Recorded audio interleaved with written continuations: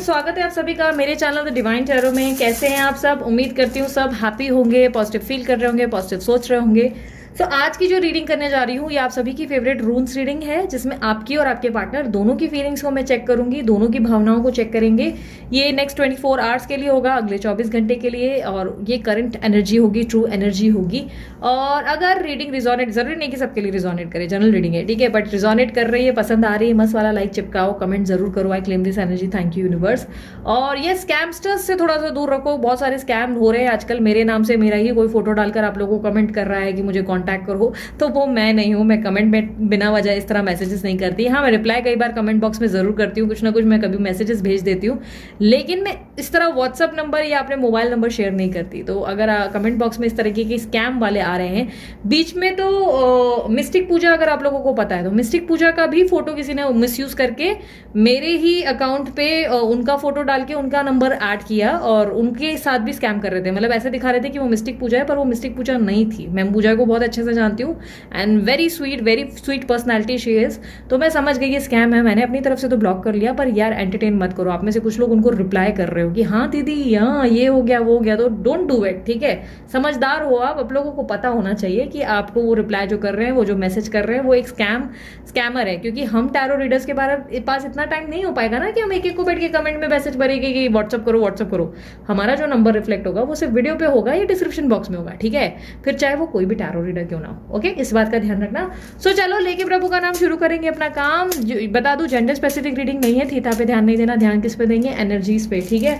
सो लेके प्रभु का नाम शुरू करेंगे। यूनिवर्स मुझे बताएं नेक्स्ट 24 आवर्स, रुको लाइट बढ़ा देती हूँ, नेक्स्ट 24 आवर्स मेरे जो व्यूवर्स हैं उनके फीलिंग्स क्या होंगे अपने पार्टनर को लेकर, लव लाइफ को लेकर। मुझे ऐसा दिखाई दे रहा है आप सडनली ना अपने पार्टनर की तरफ बहुत ज्यादा मैग्नेटिक पुल फील करने लगे हो। और ऐसा नहीं है कि पहले नहीं था, बट पहले थोड़ा कम था, अब सडनली थोड़ा सा ज्यादा हो गया है ये मैग्नेटिक पुल।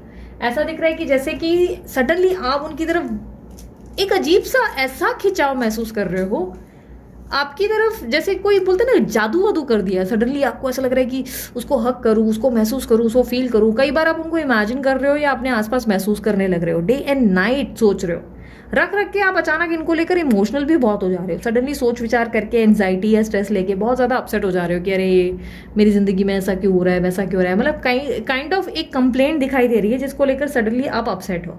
हालांकि मैं ये कहूँगी कि आप खुद को प्रोटेक्ट भी कर रहे हो। मतलब ऐसा नहीं है कि आप इमोशनल फूल हो तो आप एकदम से भागे भागे जा रहे हो कि ओ मतलब मैं प्यार कर रही हूँ, अट्रैक्ट हो रही हूँ, तो चलो भागने लगूँ उसके पीछे।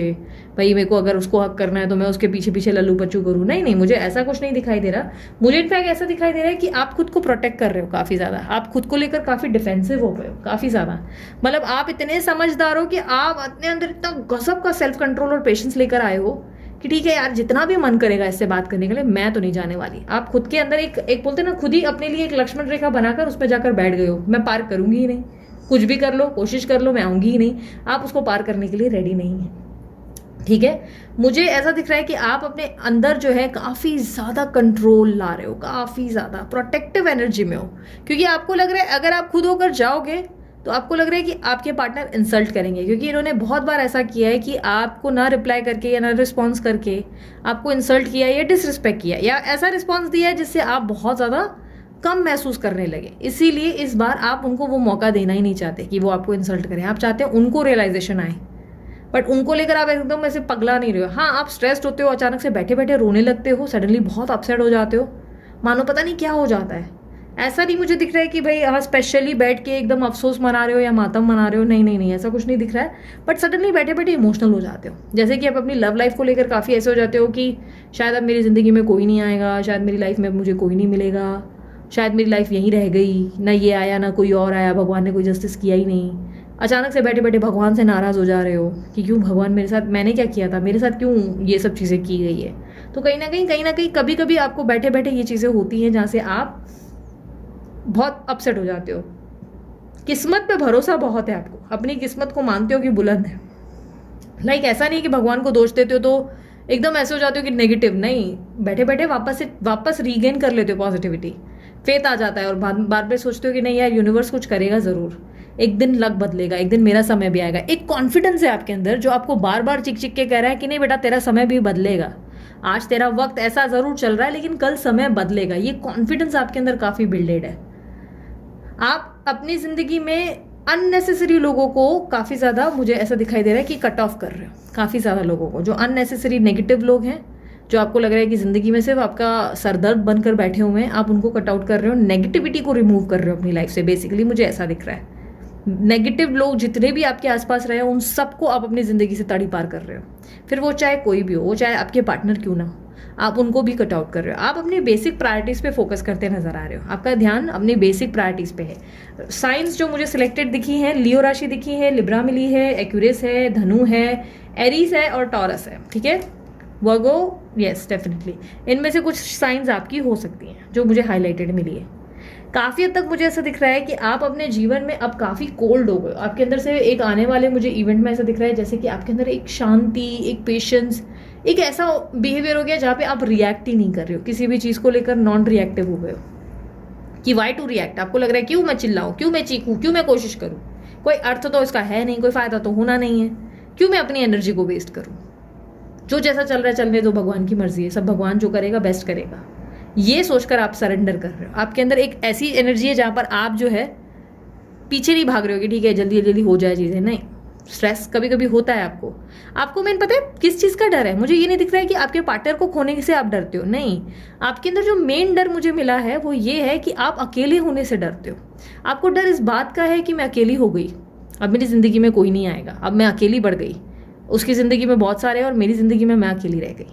बट आपकी जिंदगी में आपके सोच विचारों को बदलने की जरूरत है, क्योंकि ऑब्स्टेकल में क्या हो गया ना कि आप सडनली बहुत ज्यादा ऐसे हो जा रहे हो कि अरे मेरा कोई नहीं है, आइसोलेट कर दे रहे हो खुद को। क्योंकि अपकमिंग एनर्जी में आप ऐसे हो गए हो कि एकदम कोल्ड, आइसोलेट करना, ज़्यादा अपनी लिमिटेशन को पार ना करना, लोगों से ज़्यादा ना मिलना कि ठीक है जो जैसा है चलने दो, मुझे कोई फ़र्क नहीं पड़ता। आपकी एनर्जी इसमें ना शिफ्ट हो रही है बार बार, एक स्विच बार बार होता है, वो स्विच अच्छे नहीं है आपके लिए। ठीक है, ये सोचना बंद कर दो कि आप अकेले हो जाओगे। आप अकेले कभी नहीं होगे, कभी नहीं। अगर आप ठान लो तो आप अकेले कभी नहीं हो ही नहीं सकते। ये मत सोचो कि अच्छा जस्ट बिकॉज मैं अकेली हूं या अकेला पड़ गया हूं तो मुझे यही बंदा वापस चाहिए, नहीं। फिर आप ऐसा टाइम आ गया जहां पे आपको मैनिफेस्ट करना है अपनी जिंदगी में ट्रू लव को। लोग अक्सर, जो मैंने अपनी पर्सनल रीडिंग के दौरान मैंने पाया है, बहुत लोगों को मैंने अक्सर ये देखा है कि वो लोग स्पेसिफिक पर्सन को मैनिफेस्ट करते हैं कि वो स्पेसिफिक फलाना पर्सन जो है आ जाए। मुझे ना कुछ सिलेक्टेड अभी हाल ही में ही 2-3 लड़कियां ऐसी मिली हैं, लड़कियां ही बोलूंगी, लड़के तो नहीं थे, लड़कियां थी, जिन्होंने बड़ी सेंसिबल बातें की और उन्होंने कहा दीदी मैं कोई स्पेसिफिक पर्सन को नहीं मैनिफेस्ट कर रही हूँ, मैं तो भाई अपनी जिंदगी में बार बार ये मैनिफेस्ट कर रही हूँ कि ट्रू लव आ जाए और जो ट्रू लव है उसी से मेरी शादी हो, जो मेरा सच्चा प्यार है उससे मेरी शादी हो, मेरी जिंदगी में मुझे सच्चा प्यार मिले, फिर वो चाहे जो भी व्यक्ति हो। यूनिवर्स, मुझे सच्चा प्यार मिल गया और मेरी शादी उसी से हो रही है, थैंक यू यूनिवर्स। मैंने बोला वाह रियली, सीरियसली तुमने ऐसा किया। क्या होता है ना, स्पेसिफिक आप में से काफ़ी ज़्यादा लोगों का क्या होता है ना, जब आप स्पेसिफिक पर्सन को मैनिफेस्ट करते हो ना, कई बार आप उसको लेकर काफ़ी मैग्नेटिक पुल फील करना शुरू करते हो। कई बार आपको वो दिमाग में 24 घंटे चलता है और जब वो नहीं मिलता है या वो मिलता भी है तो उसके अंदर के चेंजेस को देखकर आप हैंडल नहीं कर पाते हो। मैनिफेस्टेशन हर किसी को इतना ईजी नहीं होता। मैं कभी इसके ऊपर आप लोगों को काफ़ी गाइडेंस दूंगी कि कहाँ मिस्टेक होती है और क्यों कई बार ऐसा होता है कि मैनिफेस्टेशन वर्क ही नहीं करती, क्यों कई बार ऐसा होता है कि चीज़ें उल्टी चलती हैं आप लोगों के साथ। उसका कारण बहुत सारा होता है। ठीक है, तो अपने आप को ना दोष देना या गिल्ट फील करना या मैं अकेली हो जाऊंगी, ये वाली चीजें सोचना बंद कर दो। ठीक है, अब मैं आपके पार्टनर की एनर्जीज को चेकआउट करना चाहूंगी। ठीक है, अब मैं देखती हूँ उनकी फीलिंग्स क्या है। यूनिवर्स, नेक्स्ट 24 आवर्स इनके पार्टनर की सच्ची भावनाएं क्या होने वाली है, क्या है, क्या होंगी।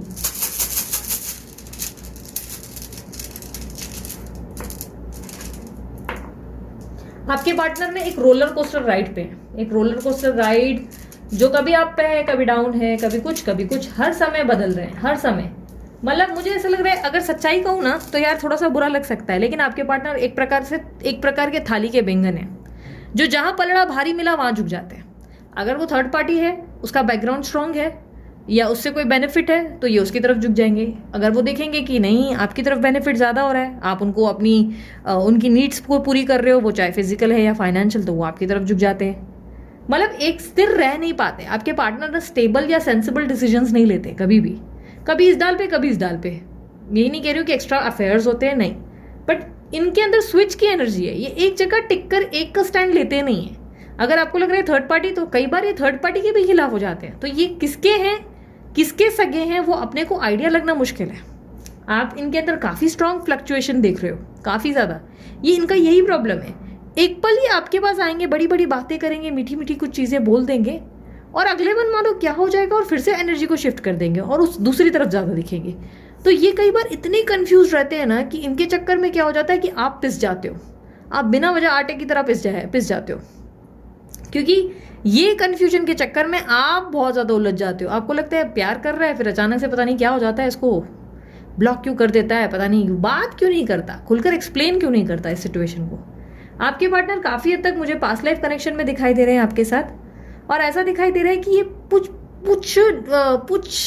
कुछ पता नहीं पुछ में क्यों बोल रही हूँ, कुछ लंबे समय से ये आपको काफ़ी टॉक्सिक एनर्जी दे रहे हैं, काफ़ी ज़्यादा लंबे समय से। पास्ट लाइफ कनेक्शन है, बट इनके साथ आपके कार्मिक डेप्थ बहुत लंबे से आ रहे हैं। ऐसा दिख रहा है ये व्यक्ति खुद तो जीता नहीं और आपको जीने देता नहीं, मतलब वो एनर्जी है इनके अंदर। एक ऑरा ऐसा है ना जहाँ पर उनको सब जगह मैनेज करना है, सब जगह अच्छा बनना है, सबकी गुड बुक्स में रहना है, और उसके चक्कर में ना आप उसका हर्जाना हर बार पे करते हो। मतलब खाया पिया कुछ नहीं, गिलास थोड़ा भराना, आपने कुछ अच्छा भी किया फिर भी फालतू में फंस रहे हो।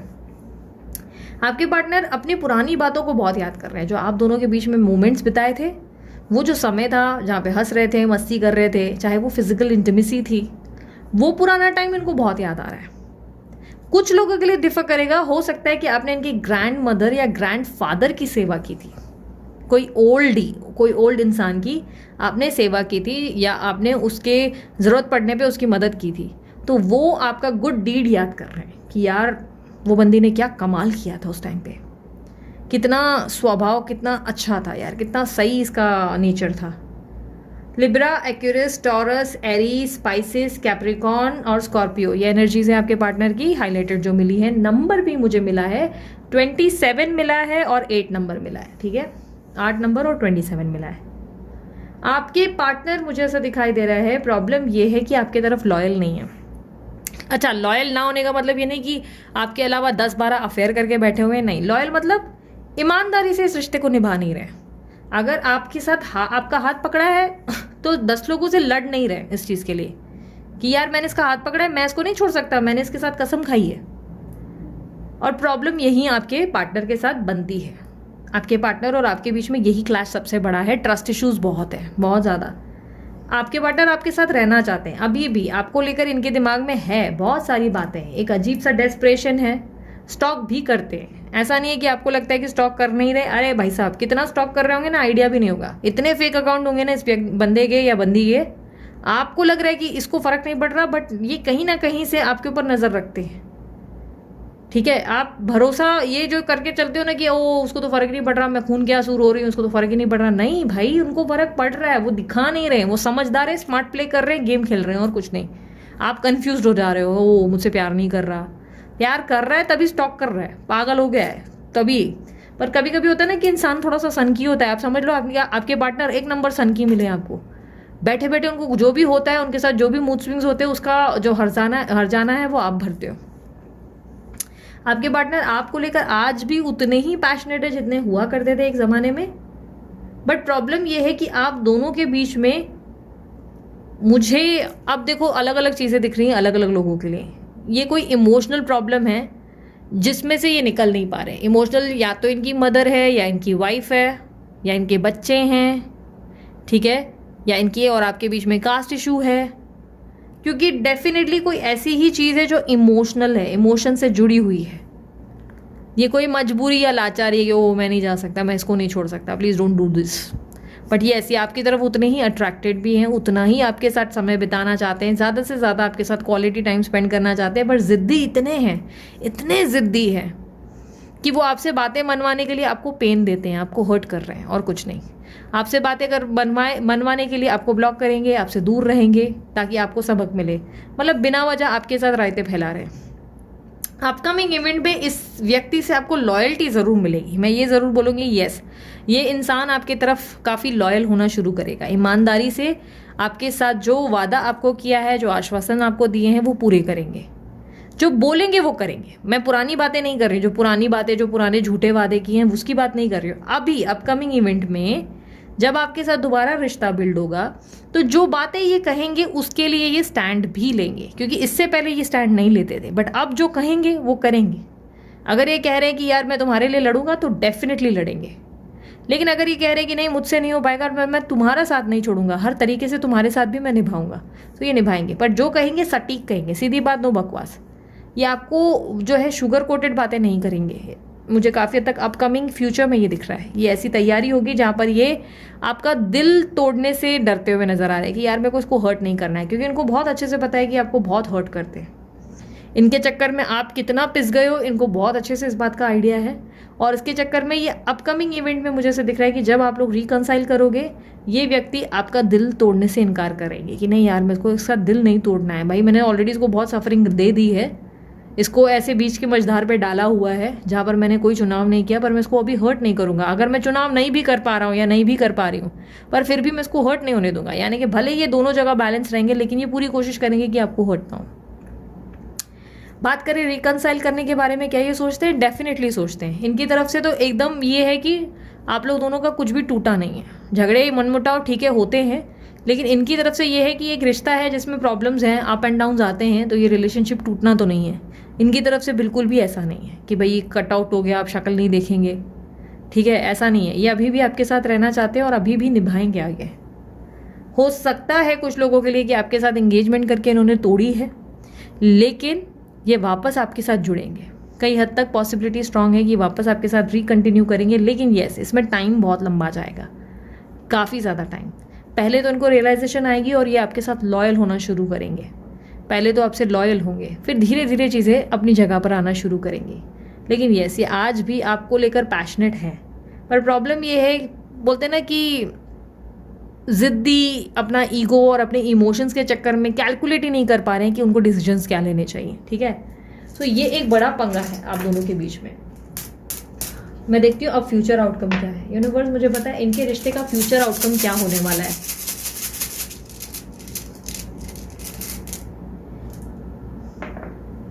फ्यूचर आउटकम में मुझे काफ़ी हद तक आप दोनों के बीच में ना एक स्ट्रॉन्ग बॉन्ड ज़रूर बनता हुआ दिख रहा है। मुझे ये मैरिज में नहीं दिख रहा है, कि ऐसा नहीं दिख रहा है कि मैरिज होगी, क्योंकि जो चीज़ दिख नहीं रही उसे ज़बरदस्ती मैं बोलूँगी नहीं। मैरिज नहीं दिख रही और ऐसा नहीं दिख रहा है कि चलो एक दूसरे को कमिट करोगे, लेकिन येस एक स्ट्रॉन्ग बॉन्ड बनेगा जिसे तोड़ना नामुमकिन हो जाएगा। चाहे फिर वो 3rd पार्टी आए, 4 पार्टी आए, 5 पार्टी आए, या पार्टीज पे पार्टीज होती चली जाए, आपका बॉन्ड नहीं टूटेगा, क्योंकि ये बहुत ज़्यादा स्ट्रांग होने वाला है। अपकमिंग इवेंट में, फ्यूचर के आउटकम में मुझे एक ऐसा गहरा रिश्ता बनता हुआ दिख रहा है जिसको तोड़ना नामुमकिन हो जाएगा, जिसको लाइक 1000 लोग आके भड़काएं, 1000 लोग आके मनमुटाव करें या प्रॉब्लम्स क्रिएट करें, लेकिन मुश्किल हो जाएगा इसको तोड़ना, क्योंकि ये रिश्ता इतना स्ट्रांग बॉन्ड बनाएगा आने वाले समय में, ठीक है। सो अब मैं कुछ एडवाइस के लिए भी मैसेजेस निकाल लेती हूँ आपकी तरफ से, आपके लिए।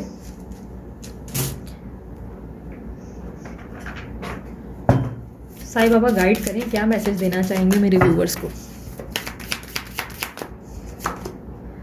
कस्में और वचन, आपके या आपके परिवार ने दिए हुए वचन को हर कीमत में पूरा करें। अगर आपने कोई वचन दिया था या कोई कसम खाई थी तो उसे पूरा करो। चाहे हो सकता है मन्नत की थी मंदिर में या कहीं बोला था दरगाह में कि भाई ये करूँगी और वो नहीं किया, तो वहाँ पे गलती कर ली, ठीक है।